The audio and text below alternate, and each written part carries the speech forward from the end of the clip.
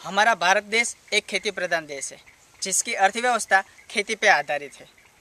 विकास के क्षेत्र में जहां हमारा गुजरात का नाम सबसे आगे है, वहीं उसमें भी खेती का महत्वपूर्ण योगदान है।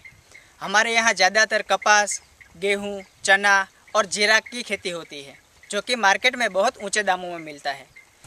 वर्ष में जो कपासનું વાવેતર કરીએ તો એક પાક આવે અને બાજરી અને ઘઉં વાવીએ તો બે પાક આવે।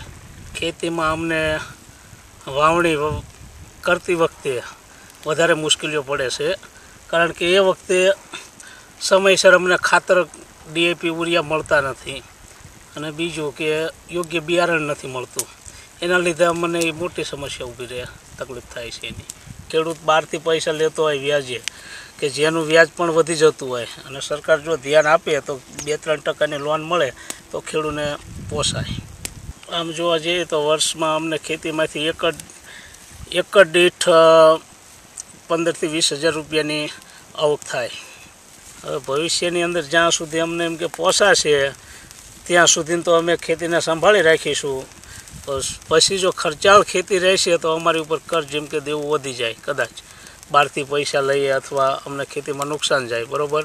તો આજે ઘણી બધી જમીનો એમ કે વેચાઈ રહેલી છે, તો ભવિષ્યમાં એ પણ બને કે ખેડૂત બેહાલ પણ થઈ જાય, ખેડૂતના હાથમાંથી खेती પણ જાય। कि अपनी मेहनत से पूरे देश का पेट भरने वाला ये किसान आज अपना और अपने परिवार का गुजारा भी ठीक से नहीं कर पा रहा है, और इस वजह से किसान अपने खेत छोड़ के अन्य व्यवसाय की तरफ मुड़ा है।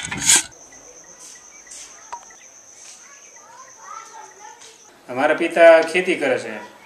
हमारा पितानी 5 भाई छे એટલે એ ખેતી કરે છે। હું છેલ્લા 10-12 વર્ષથી ફોટોગ્રાફીનો બિઝનેસ કરું છું।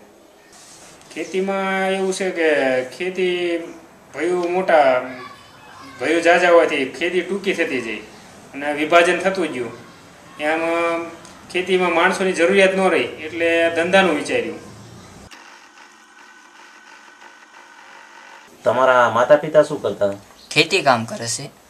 આપણે તો અત્યારે હીરા ઘસવી છીએ। ખેતી આપણે 2-2.5 વીઘા છે, બરાબર। એમાં જો 3-4 જણા કામ કરવી તો મેળ આવે નહીં, ઘરનું ગુજરાન ન ચાલે। ઘરનું ગુજરાન માટે તો આપણે બીજો ધંધો કરવો પડે ને। હીરા છે, હીરામાં અમે જાવી છે, અમારે રોજ મળે છે 150 રૂપિયા। જો ખેતીમાં જાવી તો પૂરતો અમને રૂપિયો મળતો નથી, તો અમે ખેતીમાં કેમ જાવી? હવે આનો ઉપાય જો સરકાર જો પૂરતું આ ખેતીનો પૈસા દેતી હોય, ગણો કે બાજરી છે, ઘઉં છે કે બકાલું છે, પૂરતો રૂપિયો જો સરકાર દઈ શકતી તો માણસ આ હીરા મૂકીને ખેતીમાં કરી શકે। પહેલા કહેવાતું હતું કે ઉત્તમ ખેતી, મધ્યમ નોકરી, કનિષ્ઠ વેપાર, એવું કહેવાતું હતું। ખેતીમાં અમે ત્યારે પાછા વળશું કે જ્યારે પાણી નર્મદાના આવે અને એમાં અમે પૂરી મહેનત કરશું ને ઉત્પાદન પણ લઈ શકીશું।